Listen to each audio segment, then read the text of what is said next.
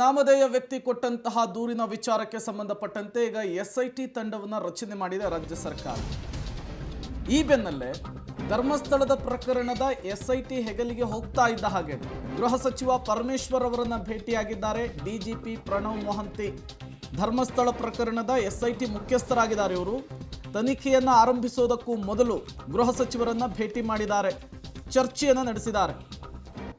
ಇಡೀ ದೇಶದಾದ್ಯಂತ ಗಮನ ಸೆಳೆದಿರುವಂತಹ ಪ್ರಕರಣ.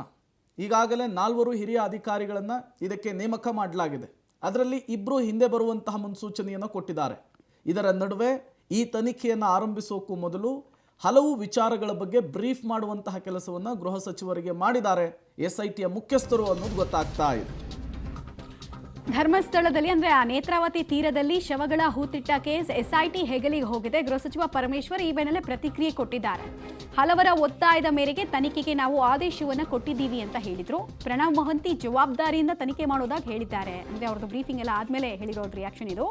ಯಾರು ಕೂಡ ತನಿಖೆಯಿಂದ ಹಿಂದೆ ಸರಿಯುವಂತಹ ಮಾತಿಲ್ಲ. 2 ಅಧಿಕಾರಿಗಳು ಬ್ಯಾಕ್ಔಟ್ ಆಗ್ತಾರೆ ಅಂತ ಹೇಳಿದ್ರಲ್ಲ, ಅದೆಲ್ಲ ಇಲ್ಲ ಅಂತ ವದಂತಿಗಳನ್ನ ತೆರೆ ಎಳೆಯೋ ಕೆಲಸವನ್ನು ಮಾಡ್ತಾ ಇದ್ದಾರೆ ಪರಮೇಶ್ವರ್ ಅವರು. ಸೊ 4 ಜನ ಹಿರಿಯ ಅಧಿಕಾರಿಗಳನ್ನೇ ನೇಮಕ ಮಾಡಲಾಗಿತ್ತು, ಅವರು ಕಂಟಿನ್ಯೂ ಆಗ್ತಾರೆ, ಲೀಡ್ ಮಾಡ್ತಾರೆ ಇಡೀ ಪ್ರಕರಣವನ್ನು ಅನ್ನೋದ್ರ ಸ್ಪಷ್ಟೀಕರಣ ಸಿಗ್ತಾ ಇದೆ. ಈಗ ಯಾರು ತನಿಖೆ ಮಾಡಬೇಕು ಅಂತ ಒತ್ತಾಯ ಮಾಡಿದವರು?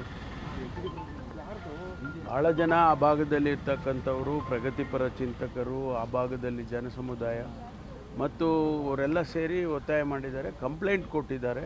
ಕಂಪ್ಲೇಂಟ್ ಕೊಟ್ಟವರು ಕೂಡ ಹೇಳಿದ್ದಾರೆ ಇಲ್ಲೆಲ್ಲ ಈ ರೀತಿ ಆಗಿದೆ ಅಂತ. ಅದನ್ನ ತನಿಖೆ ಮಾಡಿ ಆಗಿದೆ ಆಗಿಲ್ಲ ಅನ್ನೋದು ಗೊತ್ತಾಗಬೇಕಲ್ಲ. ಸುಮ್ಮನೆ ಹೀಗೆ ಹೇಳ್ಕೊಂಡು ಹೋಗ್ತಾ ಇದ್ದರೆ ಅದು ಕಾನೂನು ದೃಷ್ಟಿಯಲ್ಲೂ ಕೂಡ ಸರಿ ಕಾಣಿಸೋದಿಲ್ಲ. ಹಾಗಾಗಿ ಅದರ ತನಿಖೆ ಆದೇಶ ಮಾಡಿದ್ದೇವೆ. ತನಿಖೆಯಲ್ಲಿ ಏನು ಬರುತ್ತೆ ಗೊತ್ತಿಲ್ಲ ನಮಗೆ.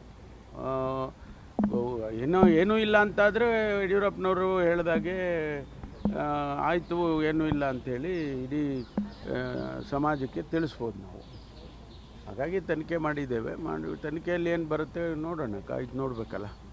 ಅವರು ಪ್ರಣವ್ ಮೊಹಂತಿ ಅವರು ಕೂಡ ತಮ್ಮನ್ನು ಭೇಟಿಯಾಗಿದ್ರು, ಏನಾದ್ರು ಇನ್ಸ್ಟ್ರಕ್ಷನ್ ಕೊಟ್ಟರು? ಇಲ್ಲ, ಇನ್ಸ್ಟ್ರಕ್ಷನ್ ಏನಿಲ್ಲ. ಅವರು ನನಗೆ ಜವಾಬ್ದಾರಿ ಕೊಟ್ಟಿದ್ದೀರಾ, ಥ್ಯಾಂಕ್ ಯು, ನಾನು ಮಾಡ್ತೀನಿ ನನ್ನ ಕೆಲಸ ಅಂತ ಹೇಳೋದು ಅಷ್ಟೇ. ಅವರಿಗೇನು ನಾವೇನು ಇನ್ಸ್ಟ್ರಕ್ಷನ್ಸ್ ಕೊಡೋದಿಲ್ಲ. ಸರ್ಕಾರ ಒಂದು ಸಾರಿ ತನಿಖೆ ಮಾಡಿ ಅವರಿಗೆ ಆದೇಶ ಮಾಡಿದ ಮೇಲೆ ಅವರಿಗೆ ಅವ್ರು ಮಾಡ್ಕೊಳ್ತಾರೆ ಅವ್ರ ಕೆಲಸ.